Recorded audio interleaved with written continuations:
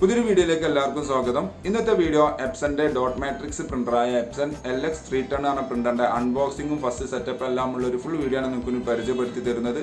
Video കാണുമ്പോൾ channel subscribe ചെയ്യുക, like ചെയ്യുക, ഫോളോ ചെയ്യുക, കമന്റ് ചെയ്യുക, ഷെയർ ചെയ്യുക. അപ്പോൾ നേരെ വീഡിയോയിലോട്ട് പോകാം.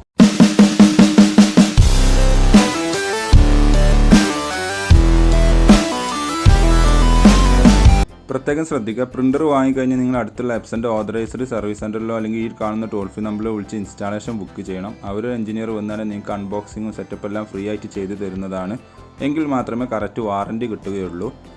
ഇപ്പോൾ പ്രിൻ്ററിൻ്റെ ചെറിയൊരു സ്പെസിഫിക്കേഷൻ നമ്മുടെ ബോക്സിൻ്റെ പുറത്ത് തന്നെ കൊടുത്തതായിട്ട് നിങ്ങൾക്ക് കാണാൻ സാധിക്കും. Dot matrix പ്രിൻ്ററാണ്. ഓക്കെ, അപ്പോൾ നമുക്ക് ആദ്യം ബോക്സ് ഓപ്പൺ ചെയ്യാം. അതേപോലെ 9 പിന്നാണ് വരുന്നത് ഇതിന് ഹെഡിന്. ഓക്കെ, ബോക്സ് ഓപ്പൺ ചെയ്യുന്ന സമയത്ത് നിങ്ങൾക്ക് ഇവിടെ മുകളിൽ തന്നെ കാണാൻ സാധിക്കും USB കേബിളെല്ലാം കാണാൻ സാധിക്കുന്നതാണ്. അപ്പോൾ ഞാൻ ബോക്സ് ഓപ്പൺ ചെയ്ത് കാണിച്ചു തരാം. ഓക്കെ, ഇത് USB കേബിളാണ്. കമ്പ്യൂട്ടറും പ്രിൻ്ററും തമ്മിൽ കമ്മ്യൂണിക്കേറ്റ് ചെയ്യാൻ വേണ്ടി ഉപയോഗിക്കുന്നു. ഇത് കാട്രിഡ്ജാണ്. ഇതിൽ റിബൺ നിങ്ങൾക്ക് കാണാൻ സാധിക്കും. അതിലാണ് മഷി ഉണ്ടാവുക. അതാണ് നമ്മൾ പേപ്പറിലേക്ക് ട്രാൻസ്ഫർ ആവുന്നത്. ഇത് ഞാൻ നേരത്തെ പറഞ്ഞ പോലെ USB കേബിളാണ് ഈ കാണുന്നത്. ഇനി നമുക്ക് ഇവിടെ എന്തെങ്കിലും ഉണ്ടോ എന്ന് നോക്കാം. ജസ്റ്റ് പവർ കോഡ് കാണാവുന്നതാണ്. യെസ്, പ്രിൻ്ററിലേക്കുള്ള പവർ സോഴ്സിന് വേണ്ടിയിട്ട് ഉപയോഗിക്കുന്നതാണ് ഈ കേബിൾ. ഓക്കെ, അപ്പോൾ അത് മാറ്റി വെച്ചു. ഇനി ഇവിടെ ചെറിയൊരു ഇത് കാണാം സ്റ്റീലിൻ്റെ. ഇതിൻ്റെ ഉപയോഗം എന്താണെന്നുള്ളത് ഞാൻ വീഡിയോയുടെ അവസാന ഭാഗത്ത് പറഞ്ഞു തരാം. അപ്പോൾ അത് മാറ്റി വെച്ചിട്ടുണ്ട്. ഇവിടെ നമുക്ക് യൂസർ മാനുവലും ഡ്രൈവർ സീഡിലുള്ള എല്ലാം ഒരു കിറ്റാണ് ഈ കാണുന്നത്. നിങ്ങൾക്ക് വേണമെന്നുണ്ടെങ്കിൽ റീഡ് ചെയ്ത് നോക്കാവുന്നതാണ് യൂസർ മാനുവൽ. ഡ്രൈവർ ഓൺലൈനിലും ഉണ്ട്. ഡ്രൈവർ അത് ഡൗൺലോഡ് ചെയ്ത് ഇൻസ്റ്റാൾ ചെയ്താലും മതി. കാരണം ഇപ്പോഴത്തെ സിസ്റ്റത്തിലൊന്നും അധികം DVD CD പ്ലെയർ ഒന്നും വരുന്നില്ല. ഇനി നമുക്ക് ബോക്സിൽ നിന്നും പ്രിൻ്റർ പുറത്തോട്ട് വെക്കാം. ഓക്കെ, ഇനി അത് നമുക്ക് ഈ തെർമോകോപ്പീസ് ഒഴിവാക്കാവുന്നതാണ്. അതിനുശേഷം ഈ കവറുണ്ട്, ആ കവർ ഒഴിവാക്കാം. ഈ കവർ പ്രത്യേകം ശ്രദ്ധിക്കുക. നിങ്ങൾ പ്രിൻ്റർ ഉപയോഗിക്കുന്ന സമയത്ത് മൂടി വെക്കാനൊക്കെ, കവർ ചെയ്ത് വെക്കാനൊക്കെ, പൊടിപടലങ്ങളുള്ള ഏരിയയിലാണെങ്കിൽ അതൊക്കെ മൂടി വെക്കാനൊക്കെ ഈ കവർ നിങ്ങൾക്ക് ഉപയോഗിക്കാവുന്നതാണ്.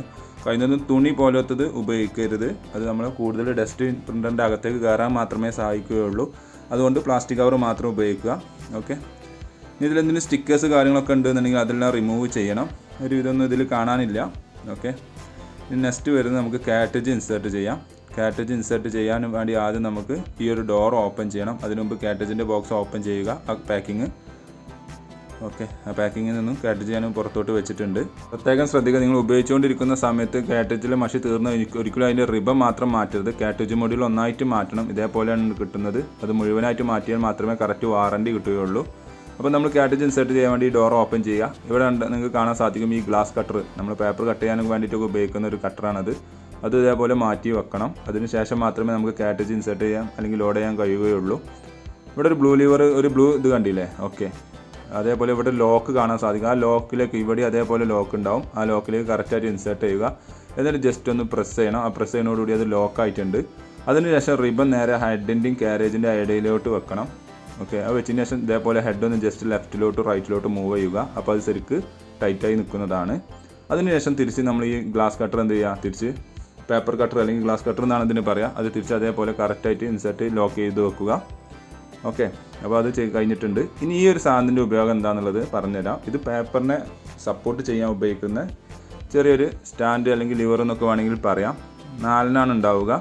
അപ്പോൾ അത് വെക്കേണ്ട കറക്റ്റ് പൊസിഷൻ എവിടെ വെച്ച് കഴിഞ്ഞാൽ അത്ര ആവശ്യമില്ലാത്ത, പ്രസക്തി ഇല്ലാത്തൊരു സ്പെയറാണിത്. ഇവിടെ നിങ്ങൾക്ക് കാണാൻ സാധിക്കും. ഇവിടെ 2 വെക്കാൻ സാധിക്കും. ഇവിടെ ഒന്ന് അതേപോലെ വെച്ചിട്ടുണ്ട്.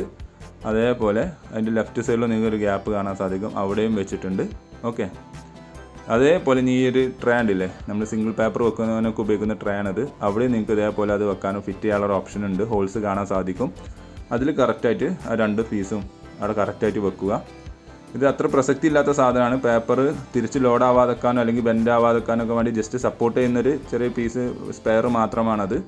അധികം പേരും അത് ഉപയോഗിക്കലില്ല. എല്ലാം ഊരി വെച്ച് ആ ബോക്സ് തന്നെ തിരിച്ച് വെക്കലാണത്. നിങ്ങൾക്ക് മനസ്സിലാവാൻ വേണ്ടി അല്ലെങ്കിൽ നിങ്ങൾക്ക് അറിയാൻ വേണ്ടിയിട്ട് ഞാൻ വീഡിയോയിൽ പറഞ്ഞതേ ഉള്ളൂ. അത്ര വലിയ ആവശ്യമില്ലാത്ത സ്പെയറാണത്. ഓക്കെ, ഇനി നമ്മൾ നെക്സ്റ്റ് പ്രിൻ്റർ ഓൺ ചെയ്യുക. ഓക്കെ, ഓൺ ചെയ്യാൻ പ്രിൻ്ററിൻ്റെ പിറകുവശത്ത് ഇവിടെ നിങ്ങൾക്ക് കാണാൻ സാധിക്കും. റൈറ്റ് സൈഡിലാണ് പവർ വരുന്നത്. അതേപോലെ പ്രിൻ്റിൻ്റെ താഴെ ഭാഗത്താണ് USB പോർട്ട് കണക്ട് ചെയ്യാൻ, അല്ലെങ്കിൽ നമുക്ക് സീരിയൽ പോർട്ട് ഏതാണ് പോർട്ട് വരുന്നത്, ആ 3 പോർട്ടും പ്രിൻ്റിൻ്റെ താഴെ ഭാഗത്താണ് വരുന്നത്.